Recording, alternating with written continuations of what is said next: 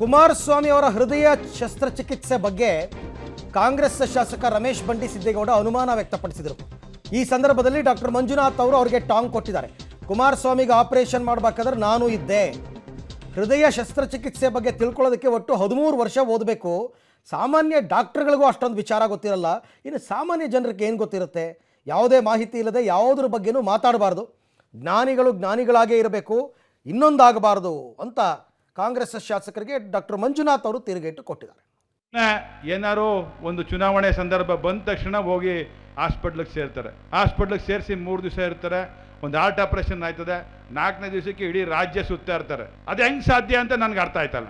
ಯಾರು heart patients, ಈಗ ಚೆಲುವಣ್ಣ ಇಲ್ಲೇ ಕೂತವನೆ, ಚೆಲುವಣ್ಣಂಗೆ ಇರ್ತಕ್ಕಂಥ ಸೇಮ್ ಕಾಯಿಲೆ ಅವ್ರ ಸ್ನೇಹಿತರಿಗೆ ಕುಮಾರ್ ಅಣ್ಣಂಗೆ ಇರ್ತಕ್ಕಂಥದ್ದು.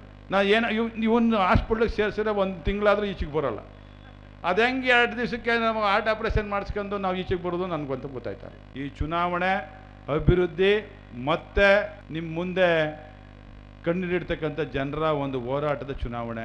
ದಯಮಾಡಿ ಯಾರು ಬಂದು ನಿಮ್ಮ ಹತ್ರ ನನಗೆ ಆ ತೊಂದರೆ ಆಗಿದೆ, ಈ ತೊಂದರೆ ಆಗಿದೆ ಅನ್ನುವಂಥ ಮಾತುಗಳನ್ನ ಹೇಳಿದ್ರೆ ದಯಮಾಡಿ ನಿಮ್ಮ ಕೈ ಮುಗಿದು ಹೇಳ್ತೀನಿ, ಕೇಳಬೇಡಿ.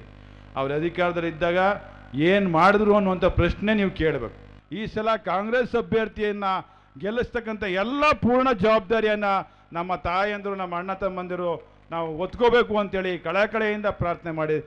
ಇವಾಗ ಏನಾಗಿದೆ, ಇದನ್ನೆಲ್ಲ ತಿಳ್ಕೋಬೇಕಾದ್ರೆ ಏನೇನು ನಮ್ಮ ವೈದ್ಯಕೀಯ ವ್ಯವಸ್ಥೆಯಲ್ಲಿ ಯಾವ್ಯಾವುದು ಆಧುನಿಕ ತಂತ್ರಜ್ಞಾನ ಇದೆ ಅಂತ ತಿಳ್ಕೋಬೇಕಾದ್ರೆ ಈಗ MBBS 6 ವರ್ಷ ಓದಬೇಕು, MD 3 ವರ್ಷ ಓದಬೇಕು.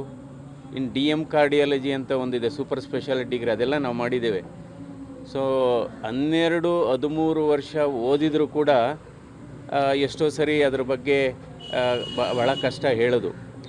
ಇದು ಒಂದು ಆಧುನಿಕ ತಂತ್ರಜ್ಞಾನ. ಕುಮಾರಸ್ವಾಮಿಯವ್ರಿಗೆ 2 ಬಾರಿ 2007ನೇ ಇಸ್ವಿನಲ್ಲಿ ಆವಾಗ ತೆರೆದ ಹೃದ್ರೋಗ ಶಸ್ತ್ರಚಿಕಿತ್ಸೆ ಮೂಲಕ ಒಂದು ಕವಾಟವನ್ನು ಜೋಡಿಸಲಾಗಿತ್ತು.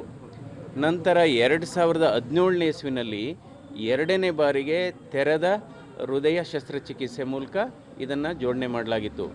ಈಗ 3ನೇ ಬಾರಿ ಇದು ಆಧುನಿಕ ತಂತ್ರಜ್ಞಾನ ಇಲ್ಲದೇ, ಎದೆ ಸೀಳ್ದೇನೆ, ಎದೆ ಓಪನ್ ಮಾಡ್ದೇನೆ, ಹೃದಯ ಓಪನ್ ಮಾಡ್ದೇನೆ, ಕಾಲಿನ ರಕ್ತನಾಳದ ಮೂಲಕ ಈ ಕವಾಟವನ್ನು ಬದಲಾಯಿಸಲಾಗಿದೆ.